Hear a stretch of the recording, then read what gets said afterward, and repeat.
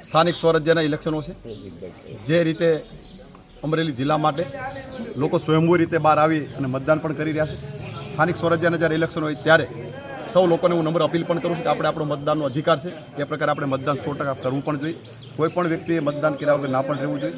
ખાસ કરીને ગુજરાત માટેની વાત કરીએ ત્યારે જે રીતે દેશના યશસ્વી વડાપ્રધાન આદરણીય મોદી સાહેબ અને રાજ્યના મુખ્યમંત્રી આદરણીય ભૂપેન્દ્રભાઈ પટેલ સાહેબ અને નાયબ મુખ્યમંત્રી આદરણીય હર્ષભાઈ સંઘવી સાહેબની સરકાર જે રીતે કામગીરી કરી રહી છે અને લોકો વિકાસ માટે જે રીતે માનતા હોય એ પ્રકારે જે રીતે સરકાર દ્વારા અમરેલી જિલ્લા માટેની વાત કરીએ ત્યારે સમગ્ર જિલ્લો જ્યારે વિકસિત હોય અને જે પ્રકારે વિકાસની ગતિથી આગળ વધતો હોય ત્યારે ભારતીય જનતા પાર્ટી માટે અને સરકાર માટે લોકો એક મન બનાવ્યું છે કે અમરેલી જિલ્લાની અંદર 16 કળાએ કમળ ખીલવાનું છે.